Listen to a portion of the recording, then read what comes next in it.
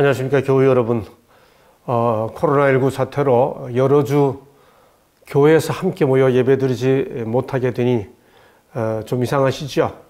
저도 교회 출석한 이래로 교회에서 예배드리지 못한 것도, 또 교단에서 학생들을 가르치기 시작한 이래로 제때 개강을 해보지 못하는 것도 다 처음 겪는 일이라 좀 이상합니다. 속히 이 사태가 진정되어 우리 일상의 삶으로 돌아갈 수 있게 되기를 소망해 마지 않습니다. 이런 기회를 잘 활용해서 우리는 개인적으로 자기의 내실을 좀 깊게 하고, 또 가정 단위로 개인 단위로 예배드리는 분들에게도 하나님의 은혜가 함께 하셔서 가족과끼리의 관계를 더 깊이 하고, 신앙적으로 또 개인적으로 자기의 모습을 다시 한번 더 단단하게 하는 그런 긍정적 계기로 삼았으면 좋겠습니다. 우리 제1기 2020년 다니엘 교과를 이어서 제2기는 성경 해석하기입니다. 교우님들 이 제목이 익숙하지 않으시죠? 사실 해석하기라는 그 제목 자체가 굉장히 학문적인 제목입니다.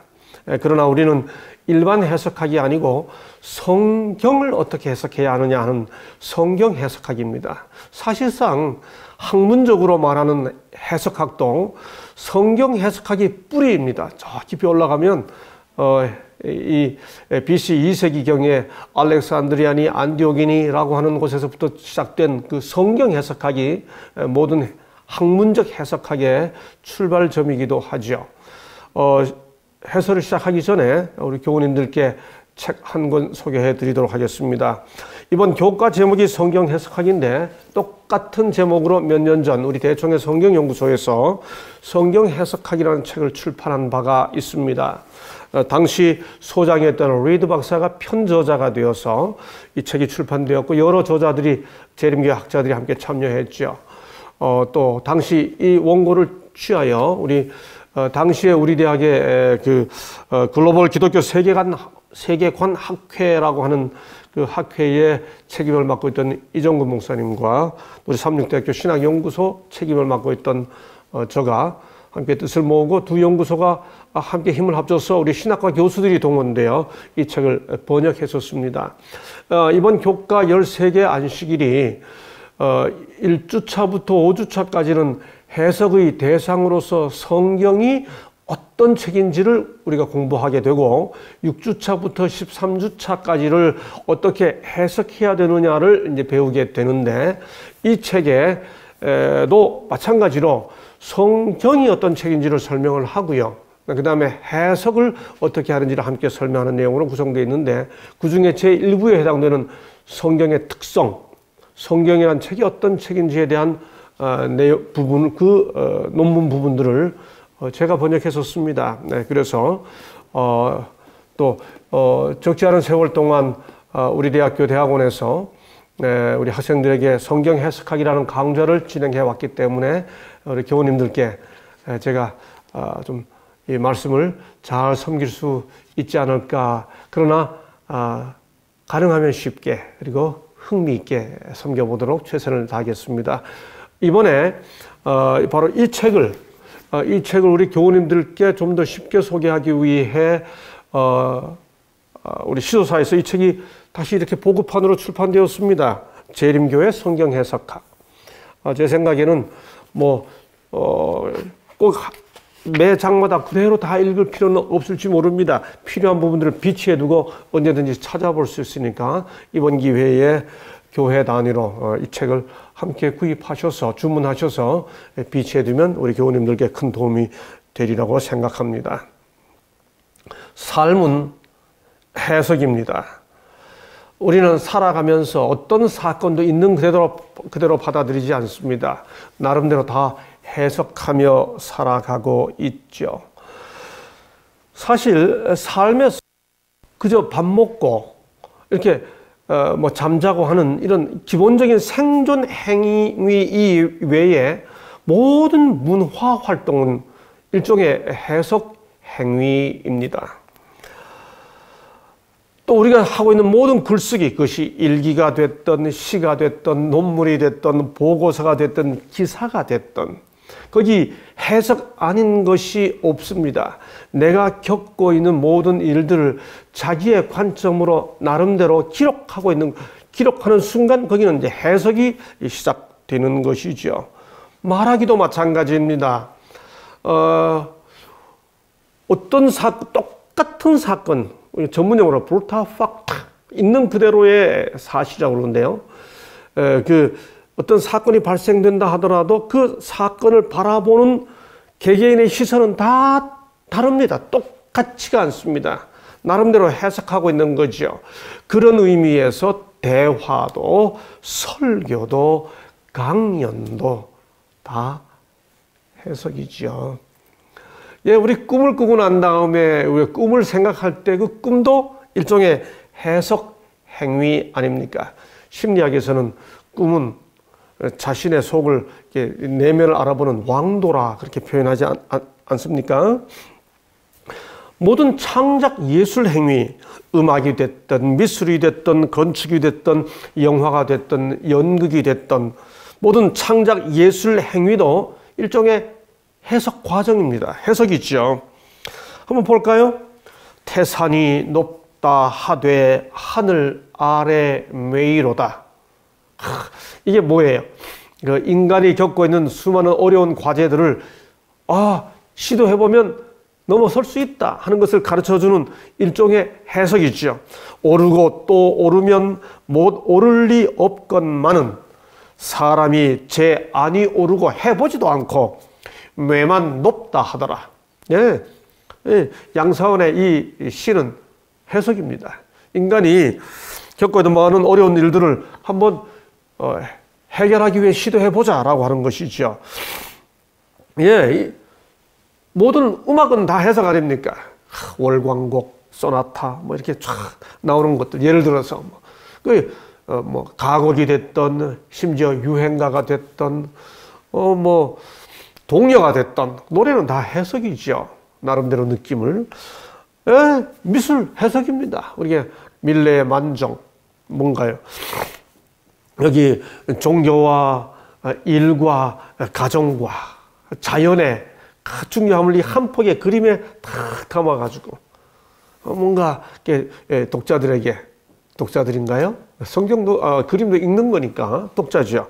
보는 사람들에게 뭔가 메시지를 전달해주는 삶에 대한 해석입니다. 그렇죠? 예, 이 건축이잖아요. 일본 오사카에 있는 그 유명한 빛의 교회입니다. 모든 건축은 예술 행위죠. 안도 타다오의 노출 콘크리트 건축의 대가인 안도 타다오가 한 이 빛의 교회. 교회 이 뒷면에 십자가가 쫙 들어오게 해 줌으로써 내변에서 빛나는 십자가는 마음에 있는 것이다. 교회 들어가면 이게 보이게 해주는 건축은 해석 행위예요. 그렇죠? 네, 우리 설풀이 그런 말 들어보셨죠? 설을 잘 푼다. 이 좀 경험화해가지고 썰 푼다. 그런 표현도 세상에서 하지 않습니까? 설풀이가 뭐예요? 말로 백성들의 의문을 풀어주는 행위다. 그렇게 말하죠. 우리 한국어 말에는 살풀이라는 말이 있죠. 무속 행위입니다. 이 액을 풀어낸다는 것이잖아요. 살. 그래서 살을 이렇게 풀어준다. 백성들의 한을 풀어주는 행위를 살풀이 그렇게 하잖아요. 뭔가 풀이하는 겁니다. 풀이. 다 풀어주는 거예요. 뭔가 이렇게 메인 것을 풀어주기도 하고 의문을 파해주는 거잖아요. 그런 의미에서 해석은 백성들의 의문을 풀어주는 설풀이이고요. 뿐만이 아니라 그렇게 풀어줌으로써 백성들의 마음에 담겨져 있는 우리들의 마음에 담겨져 있는 어떤 한을, 아픔을 이렇게 풀어주는 살풀이. 그런 기능들이 함께 진행되는 작업이죠. 일반적으로요. 그래서 사실 이 해석학은 다양한 학문 영역에서도 진행되어 갑니다. 수학에서도요. 수학은 다 풀이해 주는 거잖아요. 그렇죠? 법학에서도 법으로 풀이해 주잖아요. 철학. 삶의 의미들을 다 풀어주는 것 아니겠습니까? 자, 그런데 우리가 지금 이번 한 기 동안 이렇게 말씀을 이렇게 살펴보려고 하는 주제는 이런 일반 해석학이 아니고 성경 해석학입니다. 영어로 hermeneutics 이렇게 표현합니다. 바울이 이 hermeneutics라고 하는 해석학이라는 hermeneutics라는 말은 해석학이라는 뜻인데 학문적으로 이 해석학이라는 말이 사실 어디서부터 비롯되었는가 하면 사도행전 14장 11절로 12절에 보면요. 바울이 바나바와 함께 선교 여행을 떠났다가 루스드라에 도착하죠. 그때 그 사람들이 루스드라 사람들이 바울과 바나바를 보고 이렇게 말합니다. 무리가 바울의 행한 일을 보고 소리질러 가로되 신들이 사람의 형상으로 우리 가운데 내려오셨다 하여 바나바는 잘생겼기 때문에 스스라하고 스스란 말 제우스 신이란 말 많이 들어보셨죠? 제우스 신이라고 바울은 그 중 말하는 참으로 허메 웅변신입니다. 그 당시 아테네 사람들이 섬기던 그 신들의 그 우두머리가 제우스 신이고 그 중에서 말하는 신을 웅변신을 허메라 했습니다. 바로 이 허메라는 단어, 이 허메는 그 웅변신의 이름인데 이 허메가 하는 일은 신의 메시지를 받아서 그것을 전달한다라고 하는 뜻에서 신의 사자예요. 즉 인간의 이해 능력을 초월한 어떤 것들을 인간이 파악할 수 있도록 도와주고 바꾸어주는 역할을 하는 신의 뜻을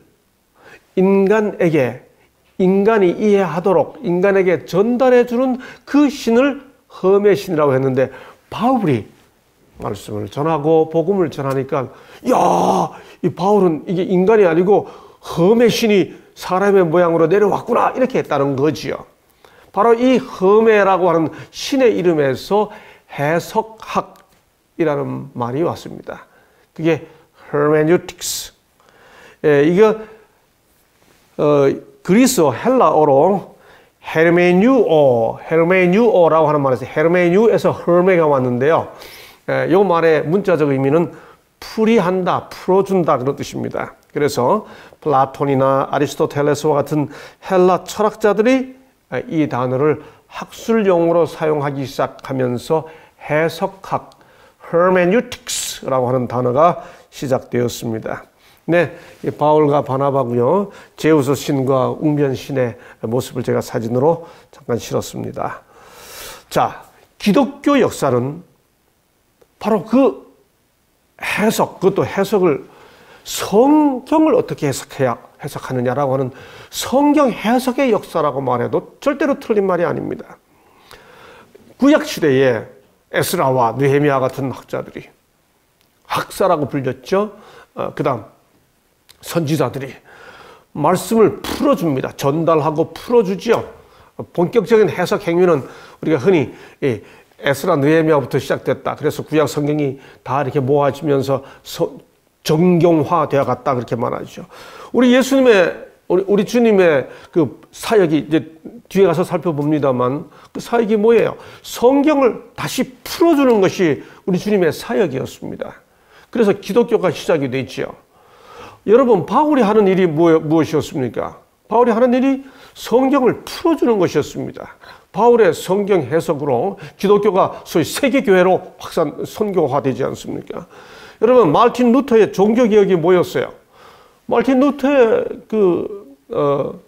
종교개혁은 교회가 성경을 결정한다라고 하는 소위 가톨릭의 그 기준에서 성경이 교회를 결정한다. 교회가 성경을 결정한다는 가톨릭을 바꿔서 성경이 교회를 결정한다. 해석입니다. 이게 종교개혁이에요. 재림운동이 뭡니까?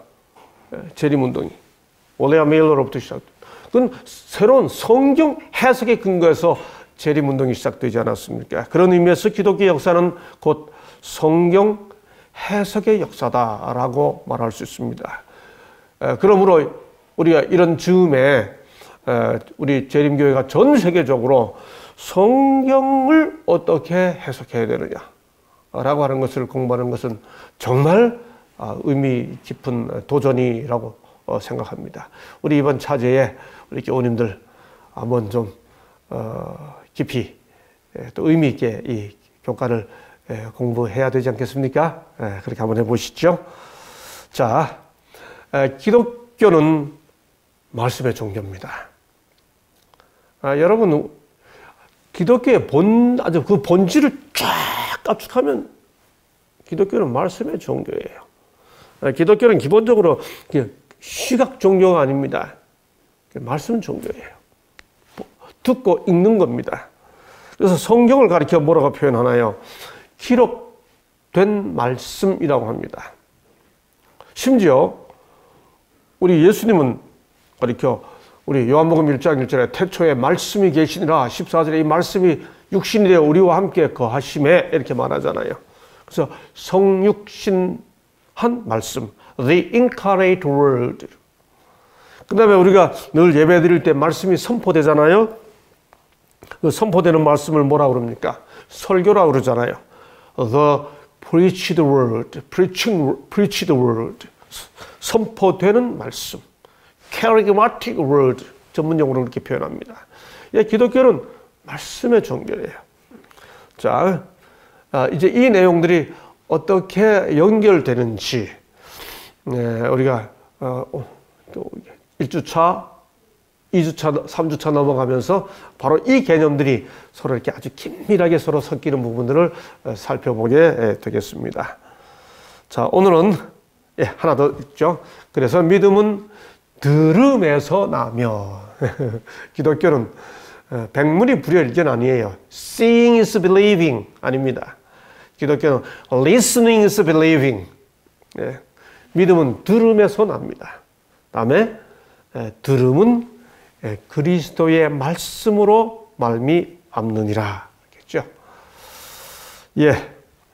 바로 이런 전체적인 일반적 개념을 가지고 우리가 이제 해석 대상으로서 성경이 어떤 책인지 함께 살펴보도록 하겠습니다. 오늘 제1과 1주차, 이번 제2기 1주차 교과 제목은 성경의 고유성입니다. 여러분, 성경은 정말 놀라운 책이에요. 정말 놀라운 책입니다. 이제 그 내용들을 고유성은 독특함, 아주 고유한 특징, 그런 거잖아요. 성경은 굉장히 아주 독특하고 고유한 책입니다. 그 내용들을 우리 교과 내용을 잘 압축해서 제가 하나씩 4가지로 설명을 드리도록 하겠습니다. 첫째, 성경은 그 책이 형성되는 과정이 아주 고유합니다. 자, 성경이 형성된 기간도요, 형성된 장소도, 그것을 기록한 기자들도, 그것이 기록된 언어도 아주 고유합니다. 자, 먼저 성경은 얼마 동안 기록됐어요? 와우. 한 권의 책이 1500년이 넘는 세월 동안에 형성됐습니다. 여러분, 한 사람이 살아서 쓴 작품을 연구하는 것에만도 수많은 학자들이 달려들어서 연구하면서 공부합니다. 예를 들어 셰익스피어, 영문학에서 셰익스피어. 한 사람이에요. 그 한 사람이 일생 동안 살면서 20살부터 작품을 썼다 합시다. 일생 동안 살면서 해봐야 절대 100년이 넘지 않아요. 근데 한 사람이 평생 살면서 100년도 안 되는 세월 살면서 쓴 작품들을 연구하는 것에만도 전 세계 사람들이 달려들어 재해석하고 또 연구하고 그렇게 하잖아요. 여러분, 그런데 성경은 1500년 동안 넘는 세월 동안 기록됐습니다. 성경은 기록 장소에 있어서도 아주 고유합니다. 아시아, 아프리카, 유럽 3개 대륙에 걸쳐서 기록이 되지요. 아시아, 이란, 이라크, 자그로스 산맥의 저쪽 서쪽이 이라크고 이쪽 동쪽이 이란이잖아요. 그래서 이 고대 근동아시아 그렇게 말하잖아요. 또 현재 이집트, 애굽은 아프리카잖아요. 또 로마와 그리스는 유럽이잖아요. 이 3개 대륙에 걸쳐서 성경이 기록됩니다. 여러분, 한 장소를 연구하기에도, 우리 이 한반도를 연구하기에도 역사가 얼마나 깊고 복잡합니까? 그렇죠? 그런데 이 3개 대륙에 걸쳤습니다. 여러분, 성경을 기록한 사람은 대략 40명입니다. 한 사람이 기록한 작품도 평생을 연구해도 우리가 다 모른다고 하는 건데 40여 명의 사람들이 기록을 했습니다. 언어는요, 히브리어, 아람어, 우리 흔히 헬라어라고 부르는 그리스어. 여러분, 이런 책이 없어요. 형성 과정에서 이런 책이 없습니다. 정말 고요합니다. 이렇게 긴 세월 동안 이렇게 넓은 장소에서 이렇게 여러 저자의 기자들에 의해 이렇게 세계의 언어로, 여러분, 그런 의미에서 성경은 쉬운 책입니까? 성경은 어려운 책입니까? 제가 한 사람의 목회자로서 또 한 사람의 성경 교사로서 우리 교우님들을 대하면서 어떤 분들하고 대화하다가 목사님 혹은 교수님, 성경이 너무 어렵습니다 라고 하시는 분도, 또 어떤 분들은 마치 성경을 당연히 다 아는 것처럼 그런 분 계세요. 대화하다 보면 교회 생활 조금 하고 나면 뭘 들어도 이러고 듣고 다 판단하려고만 듣고 계신 분들 계셔요. 제가 보니까. 여러분, 성경 쉬운 책이에요? 쉬운 책이에요. 왜? 성경은 결국 하나님이 우리 아버지라고 하는 걸 가르쳐 주니까 하나님 아버지라고 믿으면 다 안 거죠. 여러분, 성경 어려운 책입니까? 어려운 책이에요. 1500년 동안 40여 명에 의해 3개 대륙에 걸쳐 기록된 책이니 어찌 어렵지 않겠습니까? 그런데 어렵다고 표현하기보다는 깊죠. 그래서 성경 다 한 것 같이 이렇게 하는 분 보면 어렵다고 말씀하시, 쉽다고 생각하시는 분이나 어렵다고 생각하시는 분이나, 성경은 쉽고도 어려운 책이에요. 성경은 얕은 책은 아니지만 깊은 책이죠.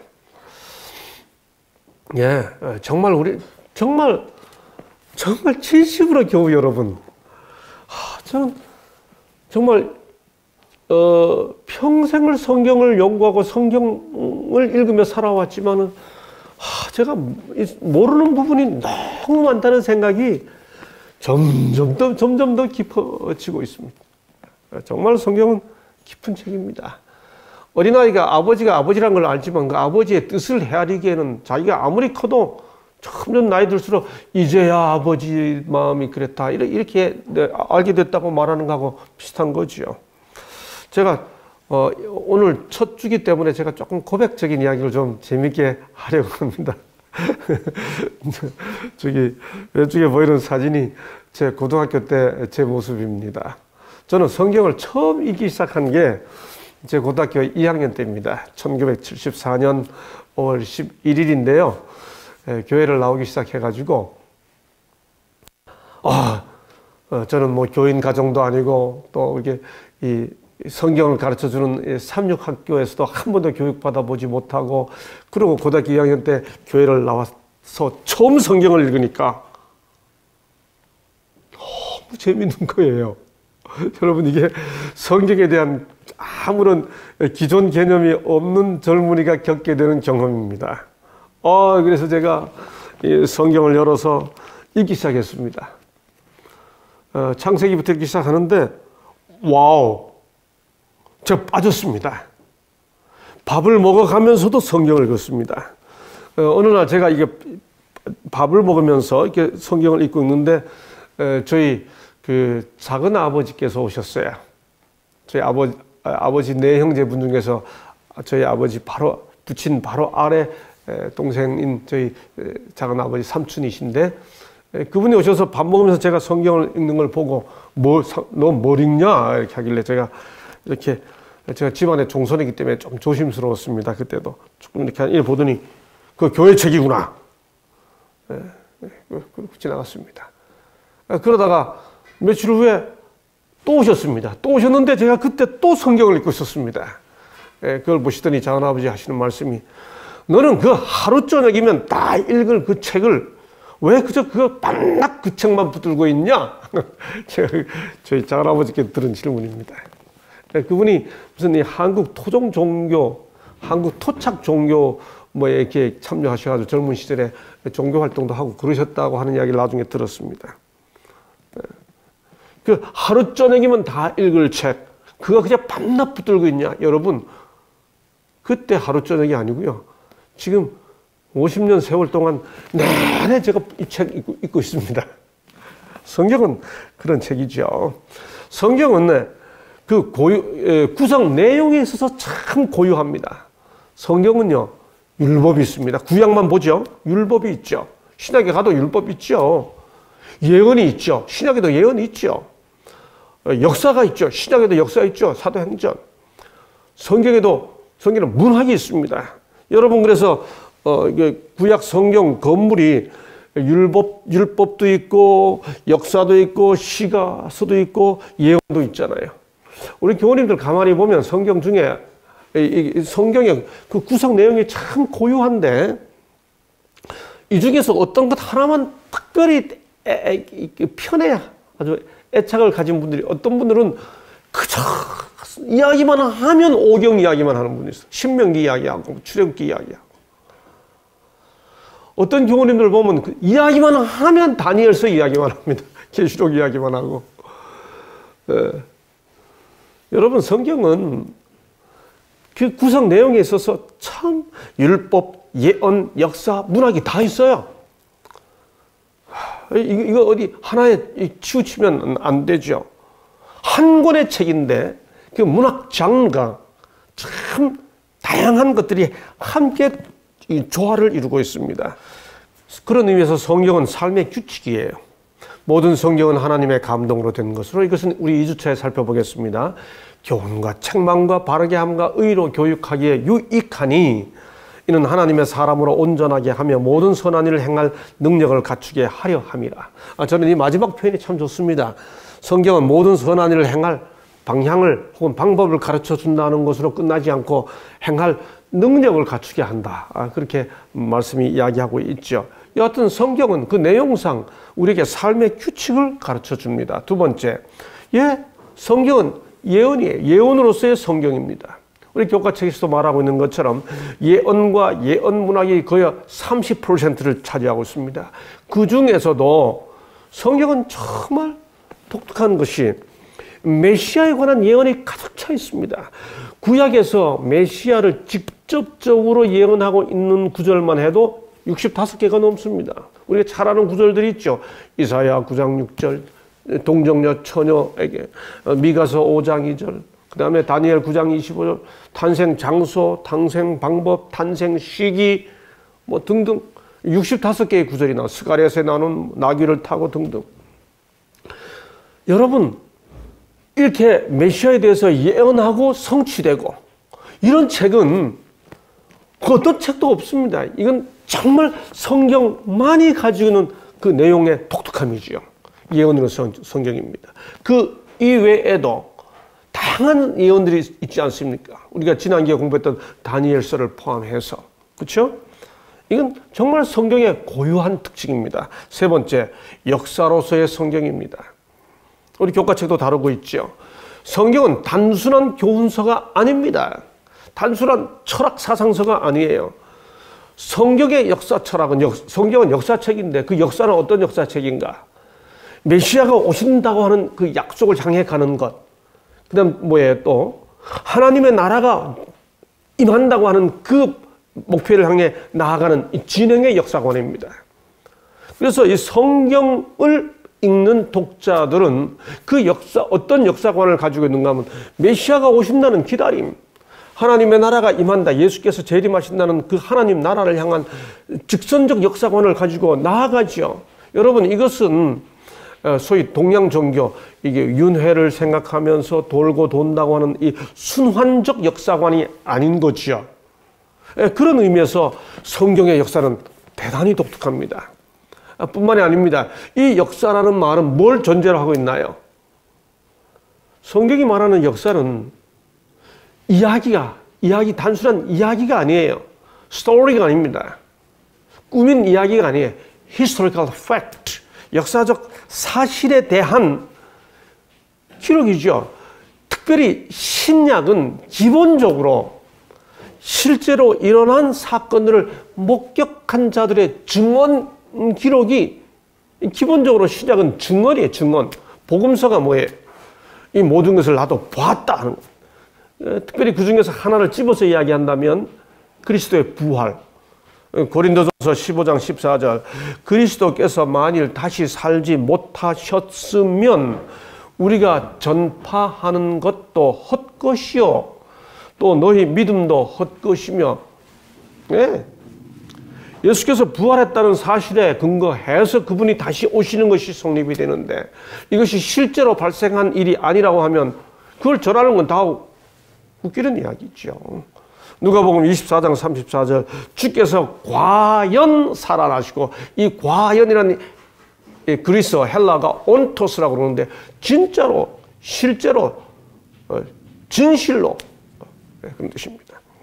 여러분, 로마서 5장 17절을 보세요. 여기서 더 나아가 한 단계 더 생각해 볼 것은, 한 사람의 범죄로 말미암아 사망이 그 한 사람을 통하여 왕노릇하였은즉 한 분 예수 그리스도를 통하여 생명 안에서 왕노릇하리로다. 기독교의 구속, 기독교의 구원론을 압축해 놓은 이 로마서 5장의 이야기는 예수 그리스도의 십자가와 아담의 범죄를, 똑같은 역사적 사실을 전제로 이야기하고 있는 거지요. 여러분, 예수께서 십자가에 돌아가셨어요. 예수께서 이 땅에 태어나셔서 돌아가셨다는 사실은 역사적 사실이잖아요. 그래서 BC와 AD 연대가 있지 않습니까? 그런데 로마서 5장은 뭐라고 말하나요? 예수께서 죽으신 게 왜 죽으셨냐? 한 사람의 범죄로 말미암아 사망이 그 한 사람을 통하여 왕노릇했기 때문에. 이건 뭘 전제하고 있는 건가요? 예수의 십자가 희생처럼 아담의 범죄가 역사적 사실이라고 하는 사실, 그것을 전제로 설명하고 있는 거지요. 여러분, 아담이 실제로 살았는지를 성경 기록 이외에는 아무도 본 사람이 없습니다. 그럼에도 불구하고 성경은 예수의 십자가 희생을 아담의 범죄와 같은 맥락에서, 만약에 아담이 실제로 존재한 역사적 인물이 아니라면 뭐 홍길동이나 뭐 소설에 나오는, 뭐 춘향전에 나오는 이도령이나, 예를 들어 뭐 하나의 문학적 작품에, 고대 유대인들이 만들어놓은, 히브리 문학이 만들어낸 문학적 작품에 불과하다면 그 문학적 작품의 주인공의 사건을 가지고 역사적으로 예수께서 죽으신 게 돼요. 뭡니까? 이 성경 기록이, 창세기, 예수의 희생에 대한 이야기는 아담의 창세기의 역사성을 전제로 설명되고 있는 것이죠. 그런 의미에서 역사로서의 성경. 여러분, 이건 정말 성경의 독특한 고요함이죠.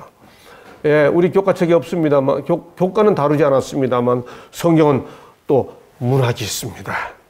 시가 있고 노래가 있습니다. 욥기, 시편, 잠언, 전도서, 아가, 인생철학. 저는 지혜문학서라고 불리는 이 부분을 강의하면서 참 행복합니다. 정말 삶의 통찰, 인생을 어떻게 살아야 하느냐라고 하는 것. 여러분, 정말 잠언 생각 많이 해보시고요. 전도서 깊이 읽어봐야 됩니다. 아가. 우리가 정규 예배 시간에 단상에서 그 본문을 읽기가, 성경 본문임에도 불구하고 그 본문을 그대로 읽기가 조금은 조심스러운 성경이 아가죠. 그 사랑의 이야기. 이 성경에는 이런 것도 포함되어 있어요. 정말 율법도 있고 예언도 있고 역사도 있고 문학도 있는 이 성경의 내용 구성이 대단히 고유하죠. 그 다음 성경의 고유성은 그 영향력에 있어서 다른 책과 비교가 안 됩니다. 우선 번역된 책입니다. BC 2세기 알렉산드리아에서 구약 성경이 헬라어로 번역됐습니다. 이름하여 70인역. 여러분, 이 활자가 발견된 다음에, 발명된 다음에, 미안합니다. 발견이 아니고 발명이지요. 활자가 발명된 다음에 제일 먼저 이게 인쇄된 책이 뭐예요? 최초로 인쇄된 책. 구텐베르크. 독일어 성경이잖아요. 그렇죠? 예. 그 다음 가장 많이 번역된 책. 최대로 번역된 책입니다. 그렇죠? 여러분, 성경은 우리 한글로만 해도 벌써 역본이 10개가 넘잖아요. 영어로는 뭐 정말 많습니다. 그 다음 각 언어로 다 번역이 됐죠. 이 세상에 언어가 있다면 거의 다 번역된 책이 성경입니다. 뿐만이 아닙니다. 그 성경 기록의 사본들이, 구약은 사회 사본 11개 동굴에서 쿰난 제11동굴까지 해서 수많은 성경 사본과 성경 관련 사본들이 파피루스가 발견됐잖아요. 우리 교과책에서 말하고 있는 것처럼 신약 사본은 무려 25,600개 정도가 발견되지 않았습니까? 어떤 문학 작품들도 그런 것들이 발견된 것이 없습니다. 정말 고유합니다. 이 성경 제대로 알아야 되겠다, 그겁니다. 이런 성경이, 우리가 읽는 성경이 이런 책이라는 걸 알고 해석하자 이거죠. 네 번째, 성경은 참 독특합니다. 그 결과가 독특합니다. 읽는 사람을 변화시키죠. 제가 받은 어떤 젊은 시절, 제가 아주 젊은, 지금부터 거의 30년도 넘는 세월에 이전에 받았던 어떤 한 분에게 받은 편지입니다. 목사님께 격정과 감회의 설렘으로 글을 드립니다. 그가 나흘간의 짧은 시간이었지만 제게는 너무나 놀라운 시간들이었습니다. 매일의 연재에 따른 말씀을 들으면서 너무도 경이로운 일이라 어떻게 표현해야 할지 모르겠습니다. 신앙세계에 들어오는 기쁨을 이야기합니다. 아까 말씀드린 것처럼 저는 고등학교 2학년 때 처음 교회 나왔습니다. 너는 하루 저녁이면 다 읽을 그 책 밤낮 붙들고 있느냐고 이야기했는데, 성경이 너무 재밌는데 좀 제대로 알고 싶어가지고, 제 고향은 강원도 강릉입니다. 이렇게 저렇게 어떻게 연결해가지고 그 당시 삼육학교에서 가르치고 있던 성경 교과서를 구했습니다. 지금 뭐 보시면 아주 고색 창연하잖아요. 중학교 1학년 The Wonderful Way, 기이한 길. 저 페이지 안쪽에 보면 기이한 길 그 길이 있습니다. 저는 지금도 이 책 다 가지고 있습니다. 그래서 그 교과서에 나와 있는 성경절 하나 둘을 다 외우기 시작했습니다. 와, 제가 생각해도요, 지금 우리 교우님들 그 1970년대 이게 사실 대청에서 나온 걸 교재를 번역한 건데, 이것만 한국연합회 교육부라고 되어 있잖아요. 이 내용들만 제대로 공부해도 성경에 대한 거의 기초적인 이해는 탄탄하게 다져질 수 있다고 생각합니다. 저는 전혀 기독교적 교육 배경을 갖지 못했고, 또 중학교는 물론이고 고등학교 때도 뭐 전혀 이때 처음 교회 나왔어. 성경을 공부하고 싶은 마음에 삼육학교 성경 교과서를 구해서 혼자서 이걸 공부하면서 이 교과서에 담겨져 있는 성경절들을 거의 다 암기하기 위해 노력했습니다. 근데 젊으니까 또 잘 외워지잖아요. 그때 암기했던 말씀들은 고스란히 평생 남아 있습니다. 이렇게 중학교 과정을 마치고 그다음 이제 고등학교 고등학교 성경 교과서까지 공부하고 싶어가지고 다 구했습니다. 그리스도 교회의 발전, 네, 생애의 출발, 이때입니다. 그렇죠? 이게 이제 시대 소망도 있고, 그 다음에 사도행적도 포함하고 있습니다. 그다음 생애의 원칙, 저는 이 책을 거의 다 외웠던 것 같습니다. 여기 뭐 다양한 문제들을 실제적인 뭐 결혼 문제, 이 고3인데 그런 다양한 주제들을 다 기록하고 다루고 있어요. 거기 매 장마다 끝나면 제일 뒤에다가 그 과에 해당되는 성경절들 다 이렇게 모아놨습니다. 그 성경절들을 외우고 하던 혼자서. 이렇게 성경을 공부한 결과가 지금 이렇게 이 지상 인생 60년이 넘는 세월 보내고 되돌아보니 성경이 얼마나 놀라운 책인가. 그 성경의 고유성은 제 삶을 이렇게 바꾸어 주신, 인도해 주신 정말 빛이었구나 하는 사실을 고백적으로 말할 수 있습니다. 정말 성경은 놀라운 책입니다. 형성 과정이 고유하고요. 그 구성 내용이 고유하고요. 영향력이 고유하고요. 그것을 읽었을 때 나타나는, 독자들에게 나타나는 결과가 정말 고유합니다. 성경을 읽으면 어떤 결과가 생깁니까? 디모데후서 3장 15절, 구원에 이르는 지혜가 있게 하느니라. 우리가 잘 아는 구절, 저도 이게 교회 나오자마자 외웠던 성경절입니다. 너희가 성경에서 영생을 얻는 줄 생각하고 성경을 상고하거니와. 모세가 당부하죠. 우리 교과책 제 1과 일요일 소재에 나오죠. 모세가 이 모든 말씀을 온 이스라엘에게 말하기를 마치고 그들에게 이르되 내가 오늘 너희에게 증언한 이 모든 말을 너희 마음에 두고 너희 자녀에게 명령하여 이 율법의 모든 말씀을 지켜 행하게 하라. 이는 너희에게 헛된 일이 아니라 너희 생명이니라고 말합니다. 이게 신명기 32장 45절 47절이거든요. 여러분, 그런데 신명기 32장 45절 47절을 이해하려면 이 본문은 31장부터 읽어야 합니다. 왜냐하면 31장부터 시작된 본문이 32장으로 이어지거든요. 31장에서 바울은 신명기는 기본적으로 바울이 아니고 모세입니다. 신명기는 기본적으로 모세의 4가지 설교예요. 그 4가지 설교 중에 마지막 설교입니다. 이게. 근데 31장에서 뭐라고 말하는가? 그러므로 이제 너희는 이 노래를 써서 이스라엘 자손들에게 가르쳐 그들의 입으로 부르게 하여 이 노래로 나를 위하여 이스라엘 증거가 되게 하라. 그러므로 모세가 그날 이 노래를 써서 이스라엘 자손들에게 가르쳤더라. 그러므로 모세가 그날 이 노래를 써서 이스라엘 자손들에게 가르쳤더라. 30절 이어집니다. 이렇게 31장으로부터 시작돼서 32장까지 이어지고 32장 조금 전에 읽었죠. 45절 바로 앞절인 44절에서 뭐라고 말하나요?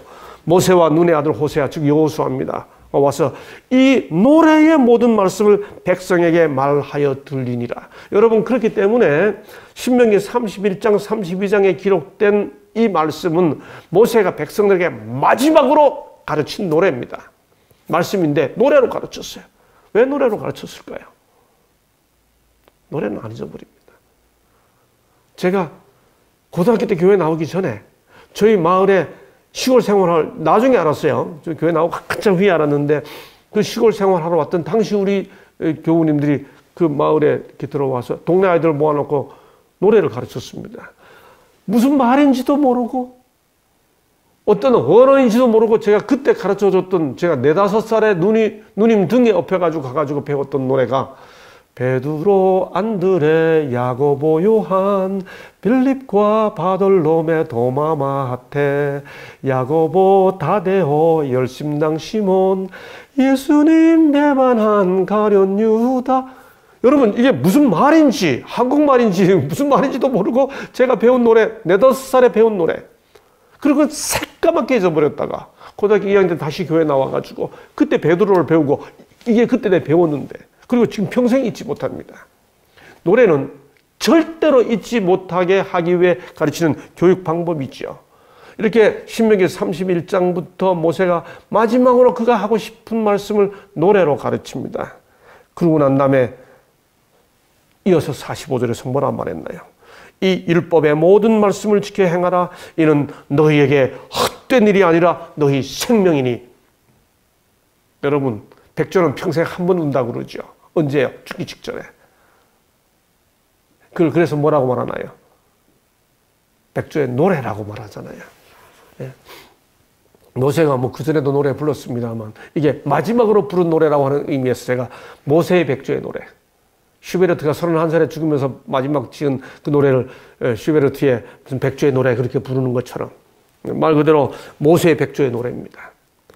모세가 마지막으로 노래로 가르친 게 뭐예요? 이는 이 말씀을 들어라. 이 말씀은 헛된 일이 아니다. 이게 너희 뭐라고요? 생명이라고 말합니다. 하나님께서 우리에게 이 말씀을 주셨습니다. 얼마나 간절한 심정으로 이 말씀을 우리에게 주셨겠습니까? 그렇죠? 이 말씀이 이 백조의 노래처럼 들려지는 이 말씀을 우리가 어떻게 읽고 어떻게 해석해야 되는지, 이 독특한 특성을 가지고 있는 이 고유한 말씀, 성경을 우리 이번 한 기 동안 열심히 살피면서 이 말씀을 어떻게 읽어야 할지, 5주차까지 성경의 특성, 6주차부터 성경 해석 함께 공부하면서 우리의 신앙이 더욱 견고해지고 또 새롭게 되는 계기가 되기를 바라면서 오늘은 여기까지 하겠습니다. 감사합니다.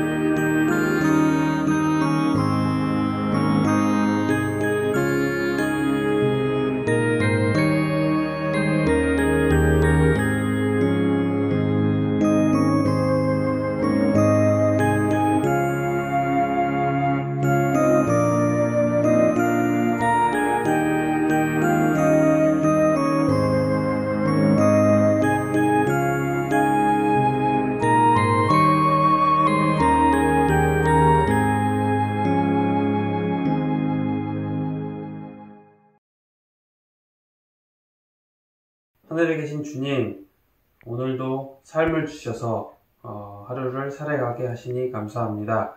저희에게 베풀어진 모든 것들이 하나님께서 주신 것임을 인식하고 감사하며 사는 저희들 될 수 있도록 도와주세요. 또한 요즘 질병으로 인하여 많은 사람들 고통받고 있습니다. 이런 어려운 시기일수록 하나님을 의지하게 하시고 또한 믿음이 자라게 하셔서 이런 위기들을 잘 넘길 수 있는 저희가 될 수 있도록 도와주세요. 예수님 이름으로 기도드렸습니다. 아멘. 안녕하세요. 영역교회 성도 여러분. 일주일이 금방 지나고 새로운 안식일이 돌아왔습니다. 새 안식일을 주신 하나님 아버지께 감사드립니다. 요즘 코로나 바이러스로 인해서 전 세계가 전쟁 중이죠. 피 한 방울 흘리지 않으면서도 이렇게 두려움을 갖게 만들 수도 있구나 하는 생각을 많이 하게 되는 요즘입니다.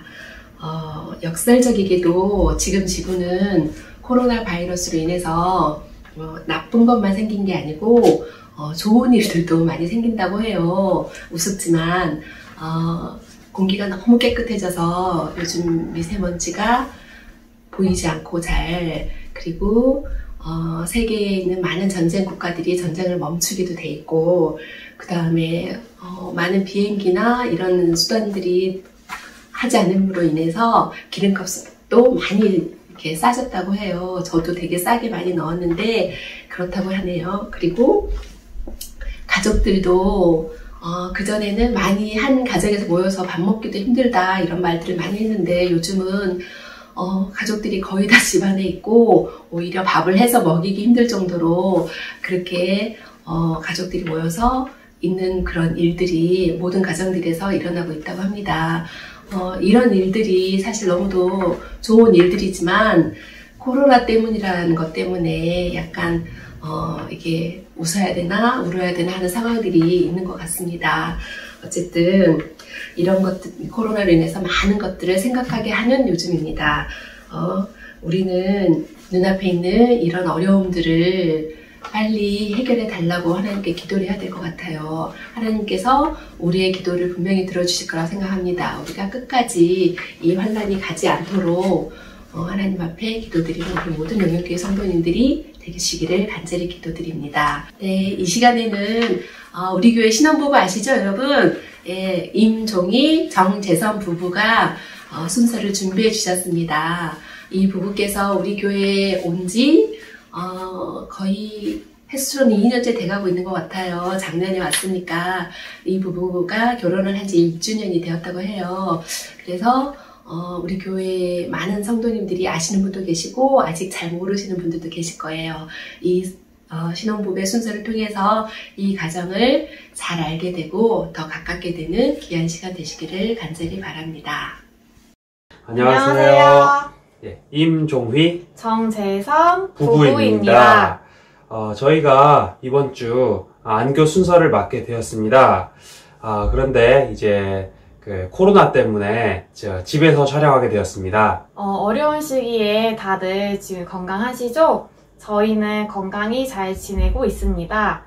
하루빨리 이 사태가 종결되어가지고 교회에서 다 같이 웃는 모습으로 빨리 뵈었으면 좋겠습니다. 저희는 결혼한 지 약 1년 정도 되었습니다. 그래서 이번 안교 순서에서는 저희가 1년 전에 신혼여행 다녀온 에피소드를 좀 말씀드리고자 합니다. 저희는 작년 6월 달에 몰디브로 신혼여행을 갔다 왔고요. 몰디브에 대한 저희가 이제 사진을 찍어놓은 게 있어가지고 사진을 이제 보여드리면서 직접 설명드리는 게 이해가 더 잘 되실 것 같다고 생각이 되어서 사진을 보면서 설명드리도록 하겠습니다. 네, 저희는 이제 몰디브로 신혼여행을 갔기 때문에 이제 몰디브에 대해서 제가 간략하게 설명드리고 저희 에피소드에 대해서 말씀드리도록 하겠습니다. 네, 몰디브는 아시아 남부, 인도양, 중북부의 몰디브 제도로 구성된 나라입니다. 1190여 개의 작은 산호섬으로 이루어져 있고요. 200개 섬에서만 사람이 살고 있습니다. 그래서 나머지 섬들은 이제 무인도라고 보시면 되십니다. 수도는 말레고, 종교는 이슬람교고, 연평균 기온은 24도에서 30도로 1년 내내 따뜻한 기후가 이제 계속 있고요. 5월에서 10월은 강한 바람이 부는 우기이고 11월에서 4월은 약한 바람이 부는 건기입니다. 저희가 6월에 결혼했기 때문에 6월 달에 신혼여행을 가게 되었는데요. 6월은 강한 바람이 부는 우기이기 때문에 우기인데 비가 많이 와서 신혼여행에 가서 잘 있을 수 있을까? 이렇게 생각이 들어가지고 처음에는 되게 고민을 많이 했어요. 신혼여행사에서 6월이면은 이제 우기긴 하지만 그렇게 비가 많이 안 올 거라고 해가지고 그 말을 믿고 저희는 이제 몰디브로 가게 되었습니다. 네, 이거는 몰디브 지도고요. 보시면 아시겠지만 이제 작은 섬들로 이루어진 걸 볼 수 있습니다. 수도가 이제 저기 가운데에 있는 말레인데요.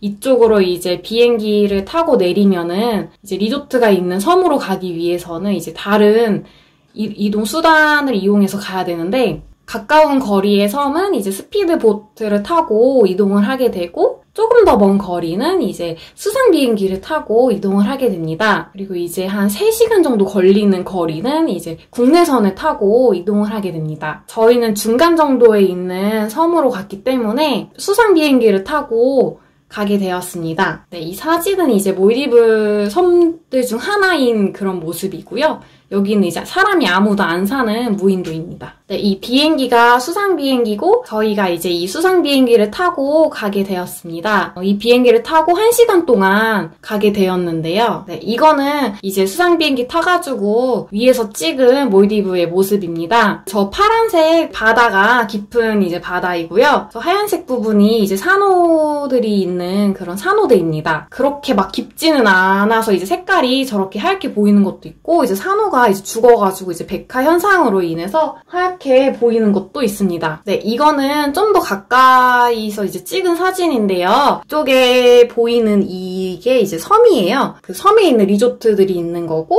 그리고 여기 이렇게 길게 이어진 게 이제 바다에 떠 있는 리조트거든요. 아무래도 몰디브가 이제 수상이랑 이게 해양 쪽에 환경이 굉장히 좋기 때문에 이렇게 바다 위에 바로 리조트를 지어놔서 리조트에서 바로 바다에 들어갈 수 있도록 되어 있는 그런 구조입니다. 그래서 실제로 여기 리조트에서 묵으면은 바로 이제 베란다 문을 열면은 바다로 뛰어 들어갈 수 있기 때문에 바다의 그런 여러 물고기라든지 이런 거를 직접 볼 수 있습니다. 네, 이거는 저희가 처음에 수상 비행기를 타고 도착을 해가지고 이제 그 섬에 있는 바닷가의 그 모습을 찍은 사진인데요. 딱 보면 아시겠지만 그 포카리 스웨트에 그 나올 법한 그런 푸른 바다와 새하얀 모래사장을 이제 볼 수 있고요. 아무래도 여기가 이제 섬이다 보니까 사람들의 손을 조금 덜 타서 그런지 굉장히 깨끗하고 되게 자연 친화적인 그런 모습을 볼 수 있습니다. 네, 이 사진은 저희가 이제 묵었던 수상 리조트의 모습이고요. 네, 그리고 아까 저희가 우기에 갔다고 했잖아요. 비가 자주 안 온다고 했었는데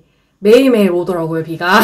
근데 이게 날씨가 전 사진에서 보시다시피 이렇게 맑아요. 맑다가 갑자기 하루에 한 번씩은 비가 꼭 내리는데 이게 이제 스콜이라고 열대성 소나기거든요. 맑은 하늘에서 갑자기 이렇게 먹구름이 막 이렇게 몰아치기 시작을 하면서 비가 갑자기 소나기가 엄청 많이 내리는 거를 이제 볼 수 있습니다. 저희는 4박 6일 동안 몰디브 별 탈 없이 잘 다녀오기는 했는데요. 지금 생각해보면은 크게 저기 두 가지 문제가 있었습니다. 첫 번째는 지금 보시는 사진이 여기가 샤워실이거든요. 그런데 지금 살짝 보이지만 그 천장이나 지붕, 덮개, 이런 게 아무것도 없어요. 그래서 벽이 상당히 충분히 높은 사이즈로 돼 있긴 하지만, 밖에서 누가 마음 먹고, 벽을 타고 들어오면 충분히 들어올 수 있는 구조라고 생각이 되거든요. 그래서 좀 샤워를 할 때마다 두려움이 있었습니다. 또한 여기를 타고 들어오면, 만약에 야간에 밤에 저희 잘 때 일로 들어오면 바로 침실까지 직행을 할 수가 있어요. 그렇기 때문에 밤에 자면서도 혹시 누가 쳐들어오진 않을까라는 두려움에 떨었습니다. 그리고 두 번째는 여기 숙소 여기인데요. 낮에도 상당히 바람이 강하게 불었어요. 그렇기 때문에 제 모자도 날아가고 그랬었는데 밤에 되면은 더 강하게 불거든요. 그래서 파도도 많이 치고 바람이 강하게 불어서 유리창을 때리더라고요. 그렇기 때문에 좀 무서웠습니다. 왠지 집이 무너지지 않을까, 큰 파도가 몰려와서 집을 덮쳐서 산산조각 나서 봉변을 겪지 않을까, 이렇게 걱정을 좀 했습니다. 그렇기 때문에 자면서도 옆에 구명조끼하고 이런 것들을 놔뒀어요. 혹시 유사시 집이 무너졌을 때 내가 이것을 입고 와이프랑 같이 여기를 탈출하겠다라는 생각으로 베개 옆에 구명조끼를 두고 잤었습니다. 그래서 별 탈 없이 잘 다녀왔습니다. 제가 이렇게 간략하게 말씀드렸지만 사실 4박 6일 매번 찰 때마다 좀 무서웠어요. 왜냐하면 파도하고 이런 것들이 굉장히 좀 공포감을 발생을 시키더라고요. 저는 이제 신혼여행을 갔다 와서 그런 무서웠던 장면들을 회상하면서 제 모습이 제자들의 모습과 비슷하다고 생각을 했어요. 제자들이 바다에서 물이 차올랐을 때 배에서 아무리 차오른 물을 빼도 계속 배가 가라앉는 걸 보면서 예수님께 이제 도움을 요청하잖아요. 그때 이제 예수님께서 어찌하여 무서워하느냐 믿음이 작은 자들아 하고 이렇게 말씀하시고 바람과 바다를 꾸짖으시지 않습니까? 이런 걸 보면서 나도 이렇게 무서웠던 시절에 예수님께 도움을 왜 청하지 않았나 하는 후회를 하게 됐어요. 앞으로 살아가면서도 무섭고 이런 공포스러운 일이 생길 때마다 예수님께 도움을 간구하면서 좀 믿음이 자라길 바라는 마음입니다. 이상으로 저희 신혼여행에 대한 에피소드를 말씀드렸고요. 아무쪼록 건강하시고 교회에서 다시 뵙도록 하겠습니다. 네, 감사합니다. 네, 여러분들 이 부부의 순서를 잘 보셨죠? 네, 저도 이 부부의 순서를 보면서 이렇게 결혼을 하고 또 이렇게 아름다운 가정을 만들었구나 이런 생각을 갖게 되었습니다. 제가 순서를 부탁드렸을 때도 한 번에 바로 오케이를 하셨고요. 참 예쁜 부부라는 생각이 들어요. 이제는 이 가정이 한 가정을 이루면서 또 예쁜 아가도 태어났으면 좋겠다는 생각이 우리 교회를 위해서도 있었으면 좋겠다는 생각이 드네요. 어쨌든 이 가정을 위해서 우리 성도님들이 더 많이 기도해주고 더 축복의 기도를 해주셨으면 좋겠습니다. 네, 이 시간에는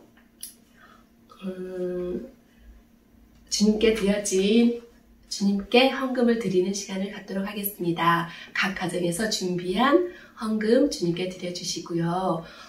이 시간에는 이 신혼부부 가정에서 준비한 특창을 듣도록 하겠습니다. 특창을 들으신 후에는 목사님의 기도로 오늘 안식일학교 순서를 모두 마치도록 하겠습니다.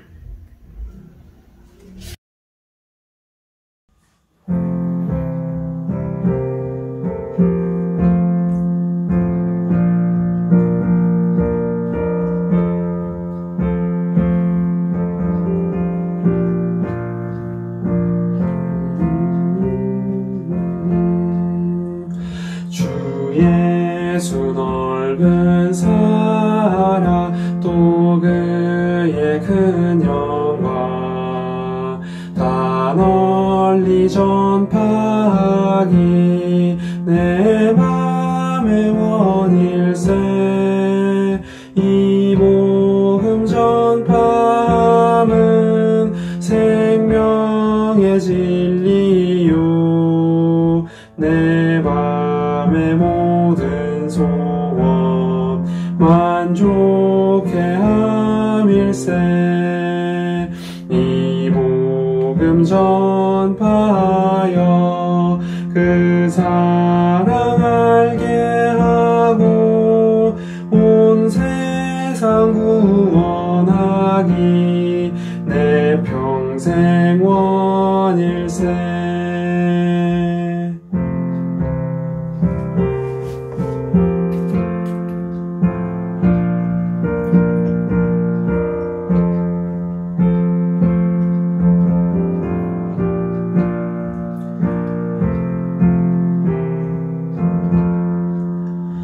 이 복음 들은 사람 날마다 들어도 새 소식 들음같이 늘 듣기 원하네 저 천국 영광 중에 새 찬송할 때도 그 깊은 찬송 제목 이 노래뿐일세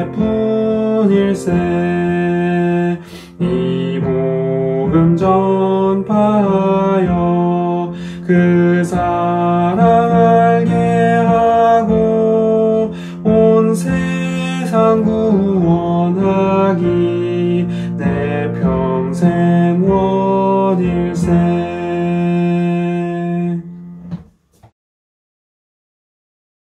영역교회 성도 여러분 안녕하십니까? 이번 주도 어떻게 잘 지내셨나 모르겠습니다. 점점 의정부 지역에서 확진자들이 나오는 까닭에 마음이 많이 염려가 되고 신경이 쓰이는 것이 사실이지만 그럼에도 불구하고 주님께서 우리 영역교회 가족 성도님들을 보호하시고 지켜주신다는 사실에 믿음의 의심의 여지가 없습니다. 하나님께서 주의 백성들을 끝까지 인도하시고 끝까지 함께 하실 것을 저는 믿습니다. 주님 오실 날이 멀지 않을 때에 우리의 마음 다시 새롭게 하여 하나님의 나라를 찬양하시는 저와 여러분이 되길 간절히 소원합니다. 잠시 기도하겠습니다. 하늘에 계신 아버지 하나님, 이름이 거룩히 여김을 받아옵시며 나라에 임하옵시며 뜻이 하늘에서 이루어진 것 같이 땅에서도 이루어지이다. 오늘날 우리에게 일용할 양식을 주옵시고 우리로 하여금 우리에게 죄진 자들을 사하여 준 것 같이 우리의 죄를 사하여 주옵시고 우리로 하여금 시험에 들게 하지 마옵시며 이 환난으로부터 구원하여 주옵소서. 주의 백성들이 이 환난으로부터 평탄할 수 있도록 도와주시옵소서. 연일 수많은 생명들이 심지어는 어린 생명까지도 죽어가고 있는 세상이 되었나이다. 이를 불쌍히 여기사 어린 생명들이 더 이상 희생되지 않도록 도와주시고 두려움에 떨고 있는 백성들을 구원하여 주옵소서. 주의 나라가 이 땅에 임하시는 것이 백성들에게 두려움의 사건이 되지 않도록 도와주시고 주의 의를 위하여 이 환난에서 이 세상을 구원하여 주옵소서. 그래서 백성들의 마음이 새롭게 되어 주의 영광을 위하여 다시 한번 더욱 헌신하는 예배자가 될 수 있도록 도와주시고 허락하여 주옵소서. 오늘 이 안식일을 기억하며 주의 이름을 부르며 찬양하며 기도하는 모든 성도들을 축복하여 주시기를 간절히 비올 때에 거룩하신 우리 주 예수 그리스도의 이름으로 기도하나이다. 아멘.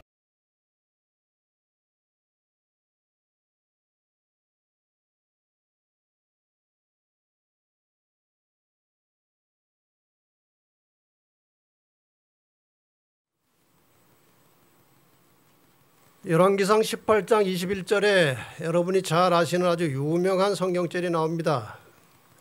우상 숭배에 쉽게 넘어가는 하나님과 바알 사이에서 늘 오락가락하는 이스라엘 백성들을 향해서 엘리야가 외칩니다. 너희가 어느 때까지 두 사이에서 머뭇머뭇하려느냐? 여호와가 만일 하나님이면 그를 좇고 바알이 만일 하나님이면 그를 좇을지니라 하니 백성이 한 말도 대답지 아니하는지라. 대답을 왜 안 했을까요? 여호와를 선택을 하긴 해야 되는데 지금 바알에 빠져 있는 거예요. 답을 말을 못하는 것입니다. 자, 이 사진은 여러분이 최근에 뉴스를 통해서 자주 보셨던 사진이죠. 저 가로질러 있는 세멘트가 뭔지 아시죠? 저 길이. 저게 이제 남한과 북한을 갈라놓는 선입니다. 판문점에서. 독일에 거주하던 한국인 철학자 송아목이라는 분이 있었는데 오래전 이야기입니다. 2003년 4월 6일에 기자회견을 했습니다. 독일에 거주하는 한국 사람인데 철학자입니다.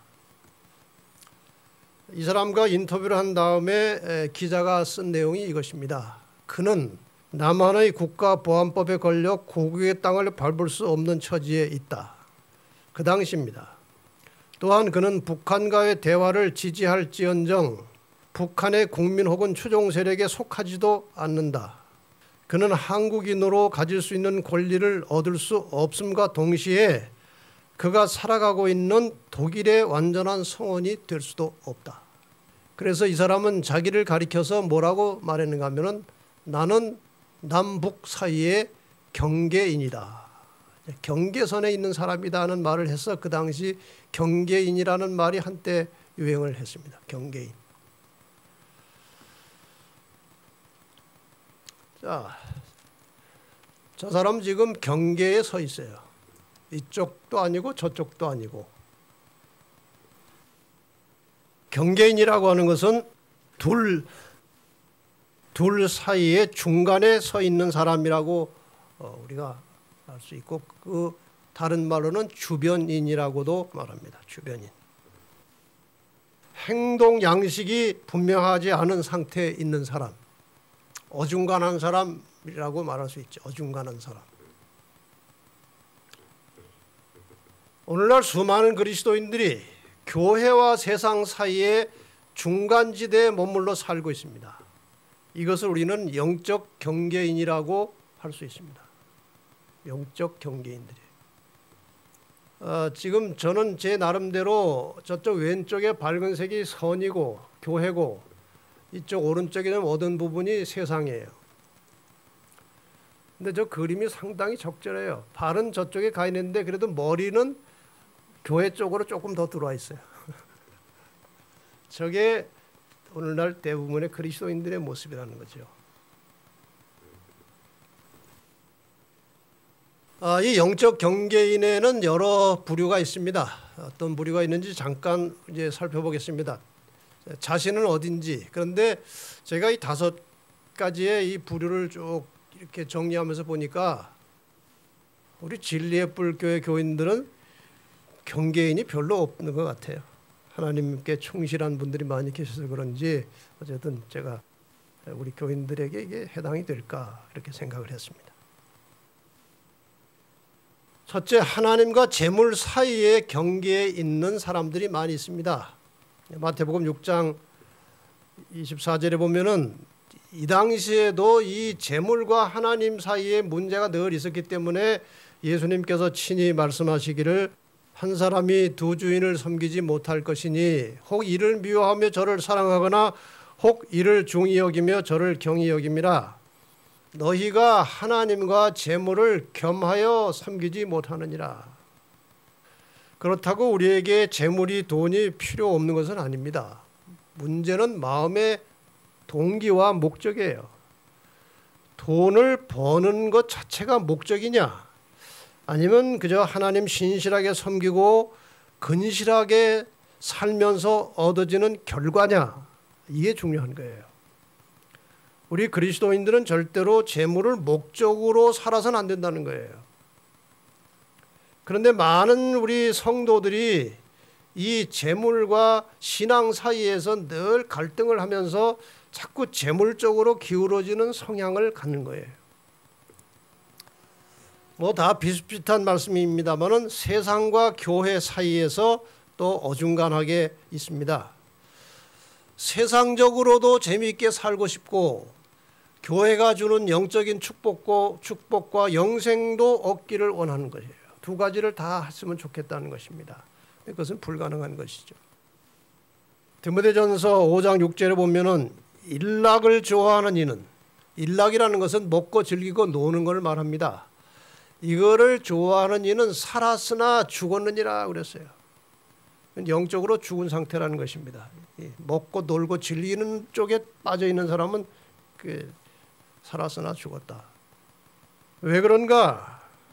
솔로몬의 경험을 우리는 생각할 수 있습니다. 솔로몬은 아주 신실한 믿음을 가진, 하나님께 축복을 받으면서 왕을 시작한 아주 성공적인 왕이었습니다. 그러나 그가 점점 돈이 많아지고 유명해지고 또 세상 맛을 보면서 타락하기 시작했는데, 몰라서 타락한 것이 아니에요. 다 머리로는 알고 있었어요. 하나님이 어떤 분인지. 그러나 세상에 먹고 즐기고 노는 일을 하다 보니까 그 똑똑한 사람이, 그 지혜로운 사람이 완전히 타락을 해가지고 이제 보통 사람보다 더 타락한 그런 불행한 일이 있었습니다. 진리와 오류 사이예요. 진리와 오류 사이.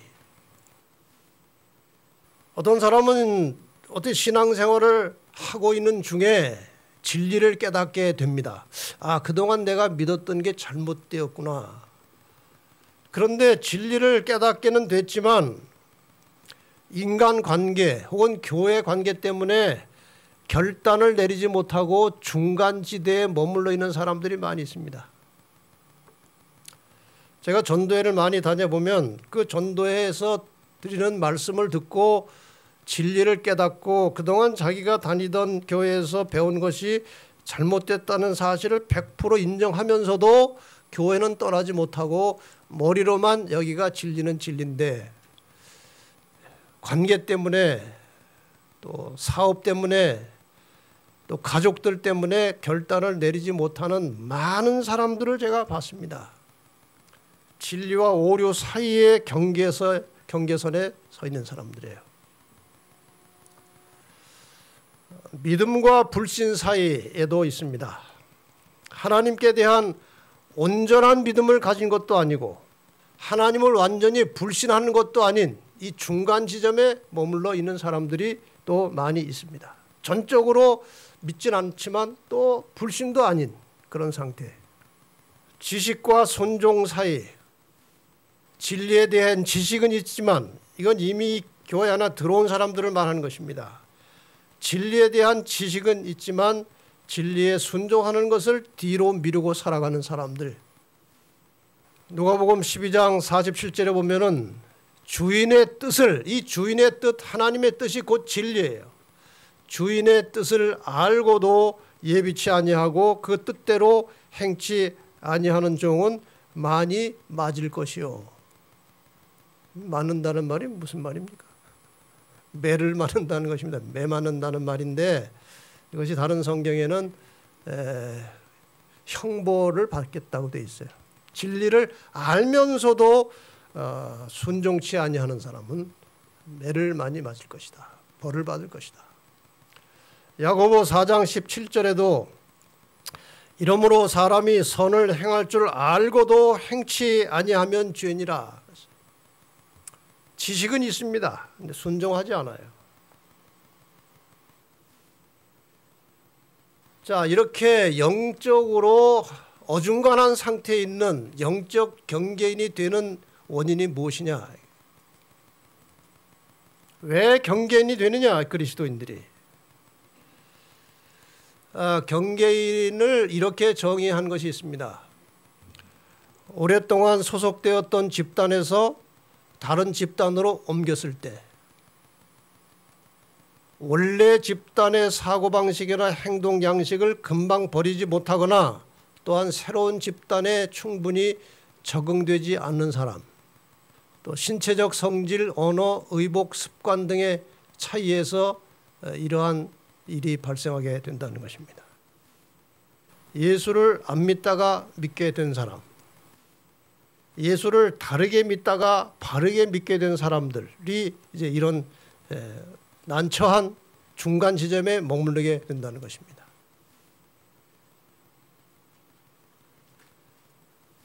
자, 구체적으로 제가 예를 들겠습니다. 경계를 넘어왔을 때 비신앙인에서 신앙인으로 잘못된 신앙에서 올바른 신앙으로 경계선을 넘어왔는데 이전의 생각이나 습관이 금방 바뀌는 것이 아닙니다. 담배에 인이 박인 사람이 하나님의 말씀에 굴복이 돼서 이제 교회에 나오고 나면 그 담배 피는 습관을 고치지 못하고 끊지 못해서 굉장히 고생을 합니다.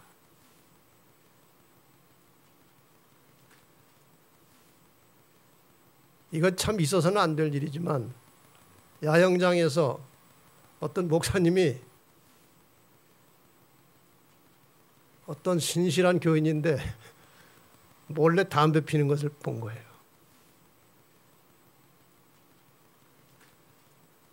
얼마나 난처했겠습니까? 근데 그분은 그분대로 참 노력을 한 거 아니에요?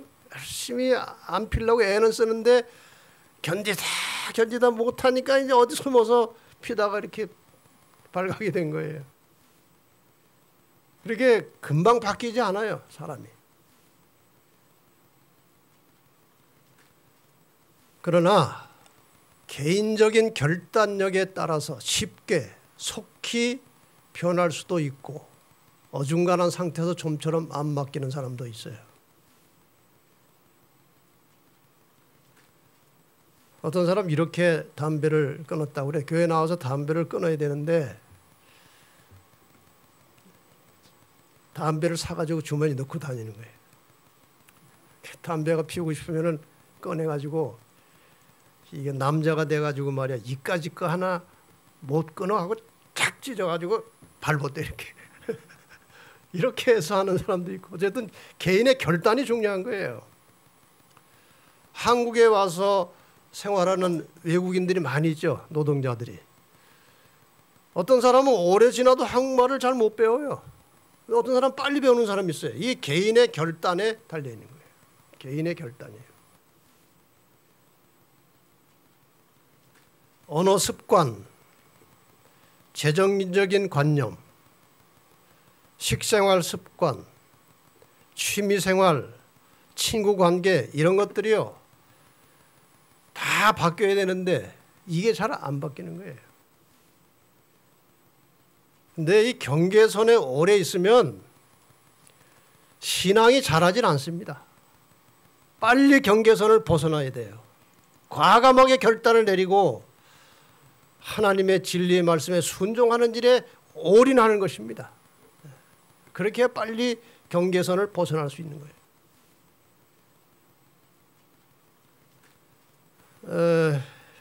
이 두 개 큰 바위 사이에 이렇게 틈이 벌어져 있어요. 이걸 결단의 바위라고 한답니다. 결단의 바위. 두 바위 사이가 한 1m 정도밖에 안 되는데 여기를 결단만 내리면은 건너뛸 수 있는 간격인데도 잘못하면 밑으로 떨어질 것 같아가지고 좀처럼 저기를 못 건넌다는 거예요. 신앙도 마찬가지예요. 올바른 신앙과 진리를 깨닫지만 그대로 순종하면 손실을 볼 것 같아서 결단 못하는 일들이 많이 있어요. 그 대표적인 것 중에 하나가 11조입니다. 교회 나오면 11조를 안 드리던 11조를 드려야 돼요. 그게 10,000원에서 1,000원 내는 건 쉬운데요. 1억 원에서 1,000만 원 내는 거는 정말 어려운 거예요. 결단이 필요한 것입니다. 결단이.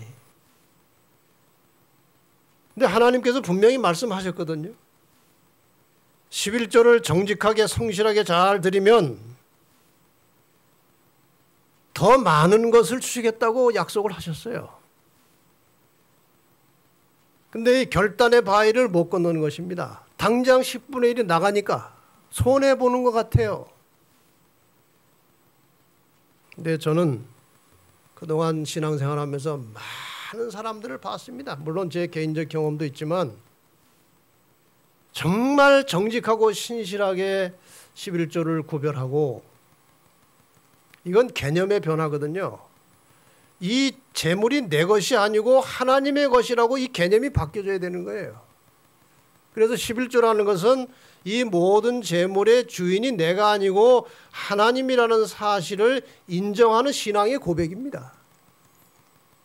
내 것 중에서 10분의 1을 떼내는 게 아니고 하나님이 전체 주신 것 중에서 10분의 9를 내가 쓰고 10분의 1을 하나님께 드림으로 이 주인이 하나님이십니다를 인정하는 신앙의 고백이에요. 그렇게 해서 이 사는 분들을 보면요, 제가 이 교회 안에 아주 월급이 작습니다. 시조사 직원이고 뭐 병원 직원이고 대학 직원이고 월급이 작아요. 일반 사회에 비해서. 그런데 이 재림교인들이 워낙 신실하게 안식일 예배를 드리고 11조를 드리고 자녀 교육을 아주 검소하게 하고 뭐 노는 거 별로 안 하고 술 담배 안 하고 근실하게 사니까요, 그 돈을 가지고 어떻게 하는지 모르겠어요. 계산상으로는 맞지도 않은데 다 은퇴할 때 보면 집 사고 차 있고 다 있어요. 아이들 다 성공하고. 참 신기해요. 결단의 바위를 넘어가면 얼마든지 갈 수 있어요.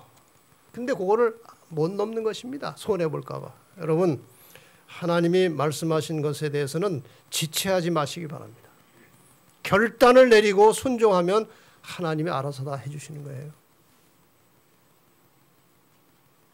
이 영적 경계인의 상태에 대해서 라오디게아 교회에 보내는 기별 속에 정확하게 나와 있습니다. 라오디게아 교회의 사자에게 편지하기를, 아멘이시오 충성되고 참된 증인이시오 하나님의 창조의 근본이시니가 가라사대, 내가 내 행위를 아노니 내가 차지도 아니하고 더없지도 아니하도다.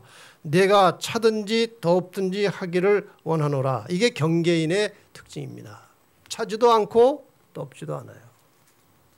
하나님께서 우리가 차든지 덥든지 하기를 원한다고 말씀하시지만 하나님의 마음의 소원은 우리 모두가 뜨거운 신앙을 가지고 하나님을 전적으로 믿고 따르기를 원하십니다. 마지막 시대에 그런 신앙을 소유하는 재림 성도들이 되시기를 바랍니다. 자, 그러나 이 사람은, 이 하나님의 자녀가 되기 전에 이 세상살이에 익숙해져 있는 심신의 구조가 있는 거예요. 그래서 대체로 사람들은 세상살이를 위해서 두뇌와 뼈와 근육의 힘을 아낌없이 투자하면서 살아가지만 신앙에 대해서는 별로 힘과 근육을 쓰지 않습니다. 신앙인들도 별 차이가 없습니다. 대부분의 신앙인들은 진리를 계속 추구하지 않고 처음에 길들여진 신앙에 안주하면서 성장하고 발전하려는 의지가 없어요. 대화를 해보면 알아요. 어떤 사람은 이 영적인 대화를 나누면은 가만히 있고 별 할 말이 없어요. 근데 세상 얘기가 나오면은 어떻게 그렇게 뭘 많이 알고 할 말이 많은지 몰라요. 이게 경계인의 특징입니다. 이게 경계인이에요. 새로운 진리를 발견해도 그 진리를 따라서 사는 것이 현재 삶에 불편을 주거나 불리하면 삶을 진리에 맞춰 바꾸지 않고 진리를 포기하는 것입니다. 제가 많은 분들에게 성경을 가르쳐 봤습니다. 진리를 분명히 깨달았어요. 인정했습니다. 그러나 진리를 깨달으면 진리는 진리고 사는 건 또 사는 거예요. 그래서 삶을 진리에 맞추지 않고 진리를 잠깐 옆에다가 포기하는 사람이 훨씬 많습니다. 또 어떤 분들은 진리를 따라 살기 위해서 노력은 많이 하는데 잘 안 돼요.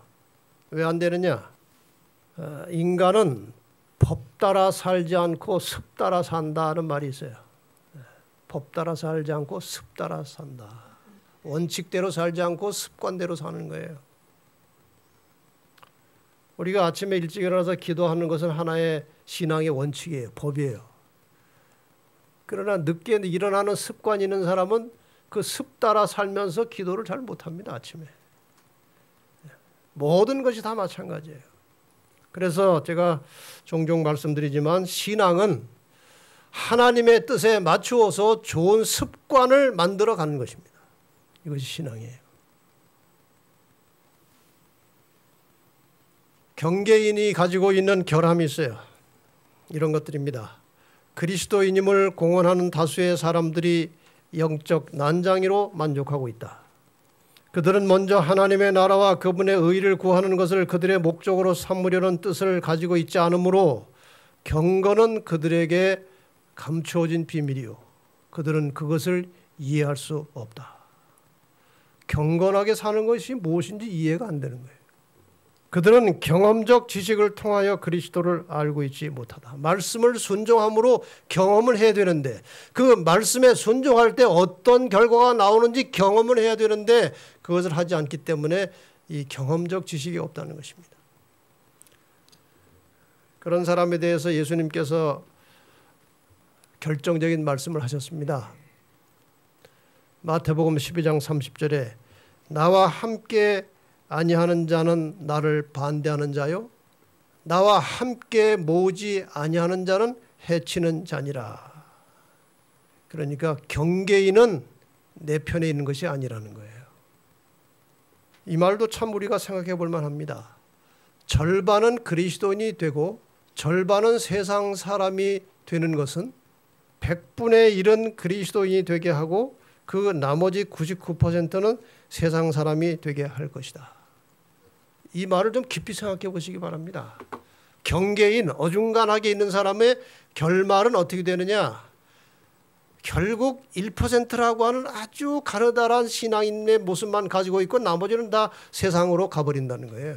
절반의 위험이에요, 이것이. 절반의 결과예요. 자, 그래서 경계인은 어떻게 되느냐? 어떤 사람은 항상 흔들리며 결단을 내리지 아니하므로 그들의 신앙생에 있어서 실패한다. 결단하지 않기 때문에. 그들은 흔히 마음에 찔림을 받고 모든 것을 하나님께 바치는 점에까지 거의 이르지만 거의 이른 상태에서 완전히 이르지는 못하고 다시 되돌아간다. 이런 상태가 되면 양심은 굳어져서 하나님의 성령의 감화에 대한 감수성이 점점 약화된다. 결단을 하지 않고 계속 경계인으로서 중간에 머물러 있으면 성령의 감화에 대해서 점점 감수성이 흐려진다는 것입니다. 하나님의 성령께서는 말씀을 통하여 경고하고 죄를 깨닫게 해주시지만 본인이 그것을 경솔하게 취급하기 때문에 마침내 근심하면서 성령의 역사는 거두어진다.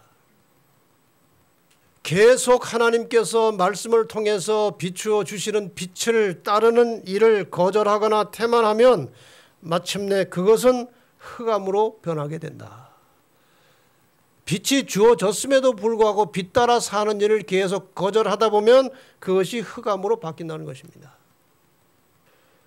사랑하는 우리 진리의 불교의 성도 여러분, 어중간한 믿음은 그것은 주님의 편이 아니라고 했습니다. 전적으로 하나님의 말씀과 주님께 충성을 다하는 성도들이 되시기를 바랍니다.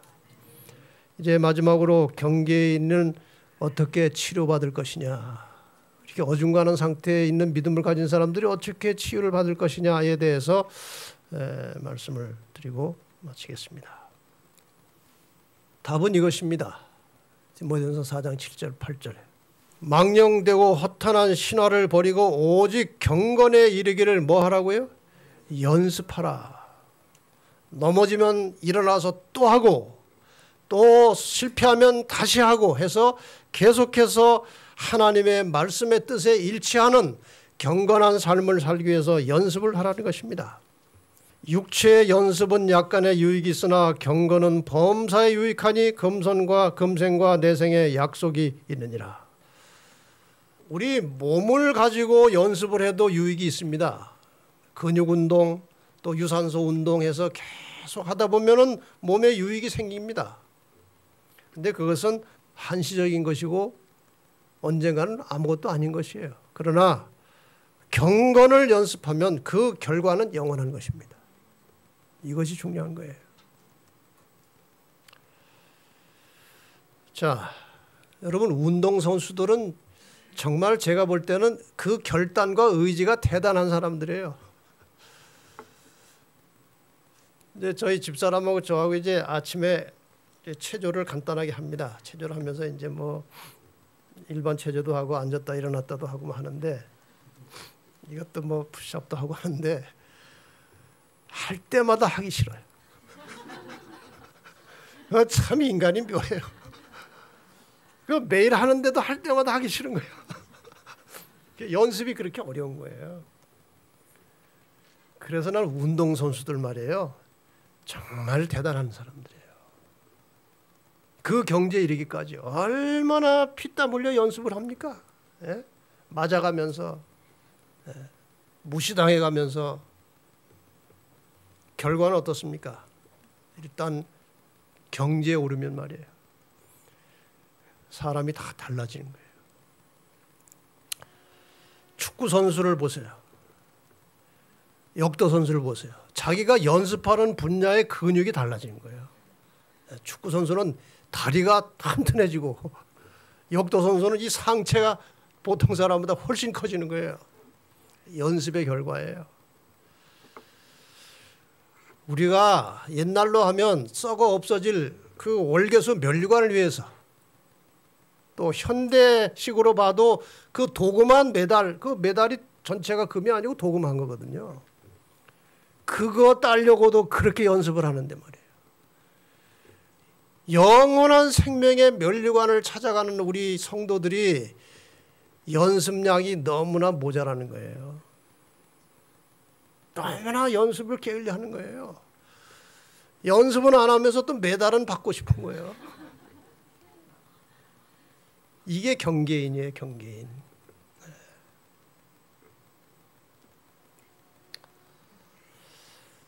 자, 우리 그리스도인이 사는 것은 저는 여기에 좀 비유하고 싶습니다.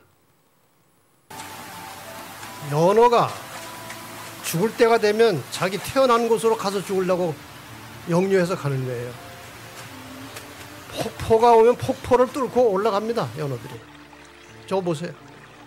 뚫고 올라가는 거예요, 폭포를. 그냥 물을 역류해서 가는 것입니다. 역류하는 힘이 있어요. 사람도 마찬가지예요. 우리의 원래 인간은 하나님의 뜻에 맞춰서 만들어진 거예요. 하나님의 뜻에 순종할 때 편안해지는 것이에요. 그 하나님의 뜻에 맞춰서 살아야 되는데 죄악의 조리에 흘러서 이렇게 흘러가고 있는 거예요, 지금. 그리스도인이 되는 순간에 우리는 이것을 역류해 가는 것입니다. 이것이 그리스도인이에요.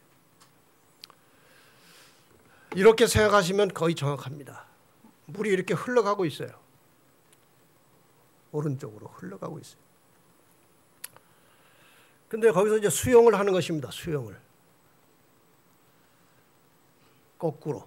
역류해서 수용을 할 경우에 일정한 에너지를 써서 수용을 하면은 머물러 있어요. 힘 빼면 어떻게 됩니까? 물 따라 밀려가요.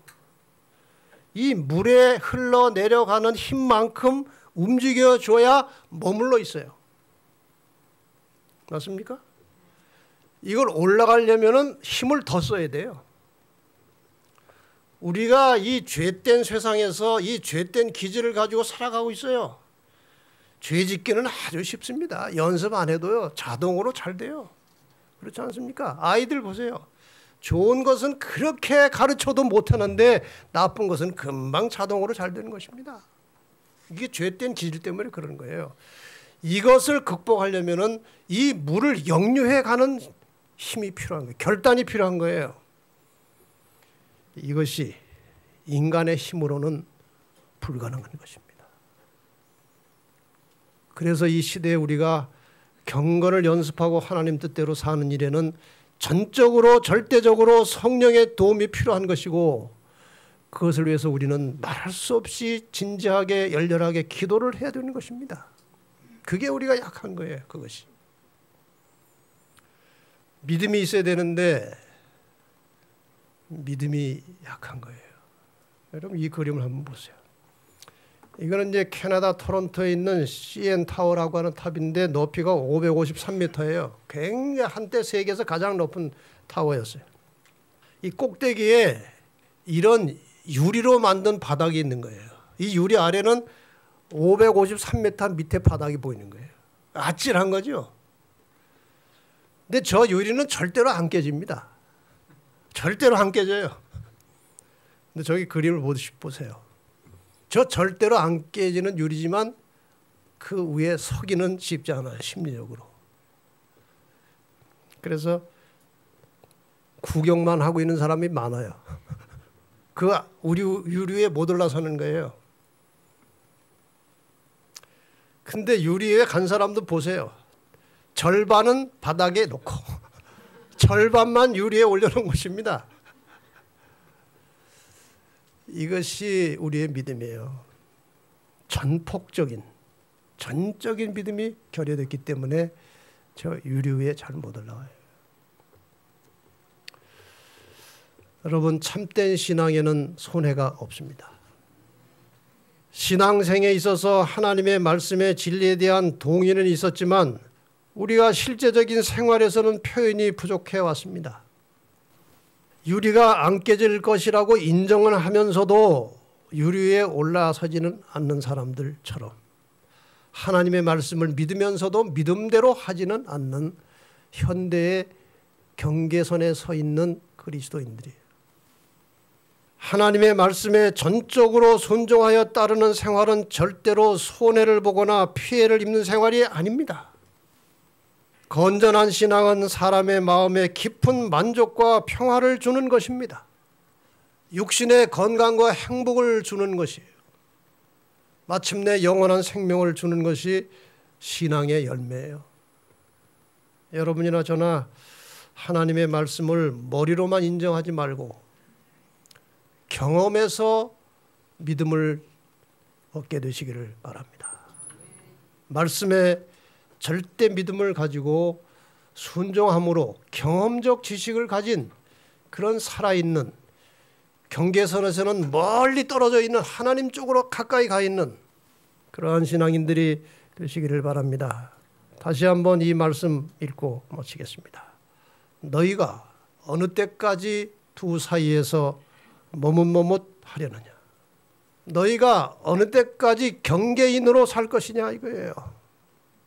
빨리 탈피해서 하나님 쪽으로 깊숙이 들어오라고 오늘도 하나님은 우리에게 호소하십니다. 여러분이나 저나 다 연약한 인간들이에요. 하나님의 도우심 없이는 결코 그 말씀에 순종할 수 없는 아주 연약한 존재들입니다. 열심히 기도하시고 성령의 능력을 빌려서 결단하여 순종하는 믿음을 가지시기를 바랍니다.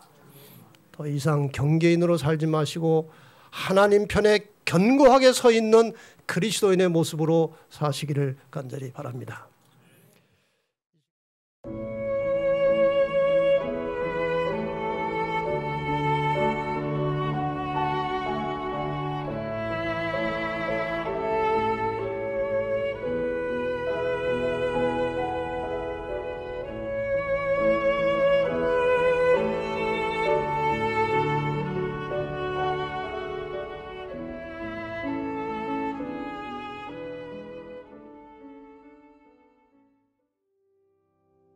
채널7은 진실하고 정직한 마음으로 성경의 진리를 찾고 있는 소수의 기독교인들을 위한 유튜브 방송입니다.